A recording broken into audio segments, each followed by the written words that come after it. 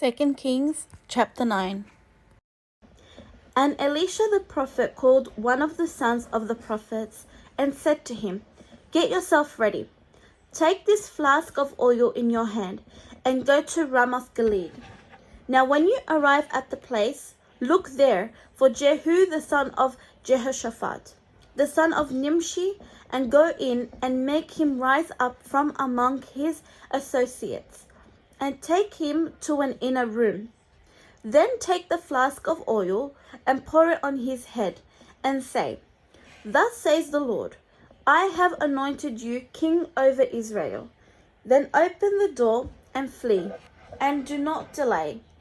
So the young man, the servant of the prophet, went to Ramoth Gilead, and when he arrived, there were the captains of the army sitting. And he said, "I have a message for you, commander." Jehu said, "For which one of us?" And he said, "For you, commander." Then he arose and went into the house, and he poured the oil on his head, and said to him, "Thus says the Lord God of Israel, I have anointed you king over the people of the Lord, over Israel. You shall strike down the house of Ahab your master, that I may avenge the blood of my servants, the prophets, and the blood of all the servants of the Lord, at the hand of Jezebel. For the whole house of Ahab shall perish, and I will cut off from Ahab all the males in Israel, both bond and free. So I will make the house of Ahab like the house of Jeroboam, the son of Nebat, and like the house of Baasha, the son of Ahijah. The dogs shall eat Jezebel on the plot of ground at Jezreel, and there shall be none to bury her." And he opened the door and fled. Then Jehu came out to the servants of his master, and one said to him, "Is all well? Why did this madman come to you?" And he said to them, "You know the man and his bamboo." And they said, "A lie, tell us now." So he said, "Thus and thus he spoke to me, saying, Thus says the Lord, I have anointed you king over Israel."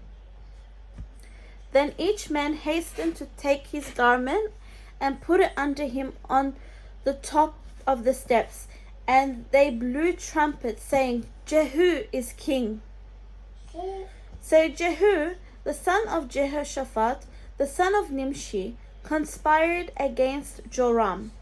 Now Joram had been defending Ramoth Gilead, he and all Israel, against Hazael, king of Syria. But King Joram had returned to Jezreel to recover from the wounds which the Syrians had inflicted on him when he fought with Hazael, king of Syria. And Jehu said, "If you are so minded, let no one leave or escape from the city to go and tell it in Jezreel." So Jehu rode in a chariot and went to Jezreel, for Joram was laid up there, and Ahaziah, king of Judah, had come down to see Joram. Now a watchman stood on the tower in Jezreel, and he saw the company of Jehu as he came, and said, "I see a company of men." And Joram said, "Get a horseman and send him to meet them, and let him say, 'Is it peace?'"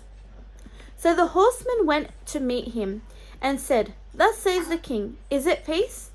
And Jehu said, "What have you to do with peace? Turn around and follow me." So the watchman reported, saying, "The messenger went to them, but is not coming back." Then he sent out a second horseman, who came to them, and said, "Thus says the king, 'Is it peace?'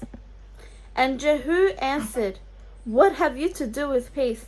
Turn around and follow me." So the watchman reported, saying, "He went up to them and is not coming back.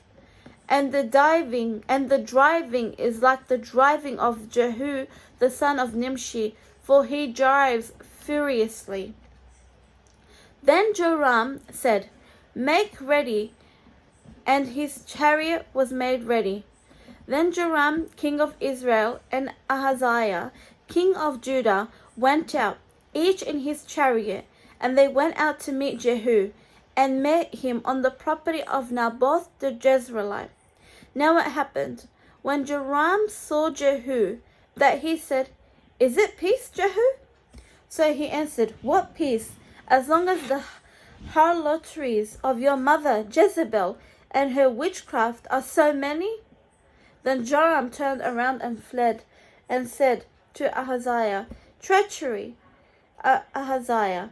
Now Jehu drew his bow with full strength, and shot Jehoram between his arms, and the arrow came out of his heart, and he sank down in his chariot.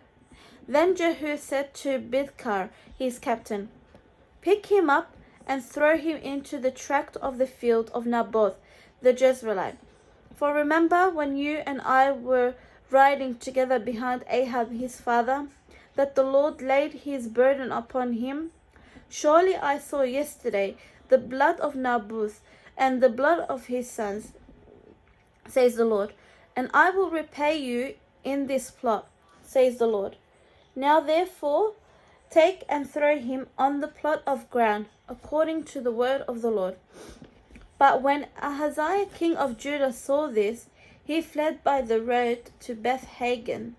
So Jehu pursued him, and said, Shoot him also in the chariot.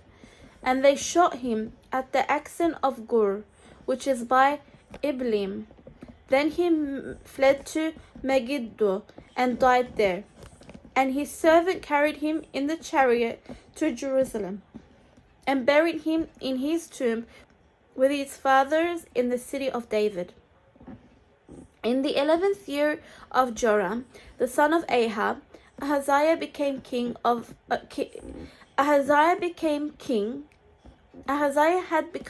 over Judah. Now when Jehu had come to Jezreel, Jezebel heard of it, and she put paint on her eyes and adorned her head, and she looked through a window. Then, as Jehu entered at that gate, she said, Is it peace, Zimri, murderer of your master? And he looked up at the window and said, Who is on my side? Who? So 2 or 3 eunuchs looked at him. Then he said, Throw her down. So they threw her down, and some of her blood splattered on the wall and on the horses, and he trampled her underfoot. And when he had gone in, he ate and drank. Then he said, Go now, see to this accursed woman, and bury her, for she was a king's daughter. So they went to bury her, but they found no more of her than the skull and the feet and the palms of her hands. Therefore they came back and told him. And he said, This is the word of the Lord, which he spoke by his servant Elijah the Tishbite, saying, On the plot of the ground of Jezreel, dogs shall eat the flesh of Jezebel, and the corpse of Jezebel shall be as refuse on the surface of the field, in the plot of Jezreel, so that they shall not say, Here lies Jezebel.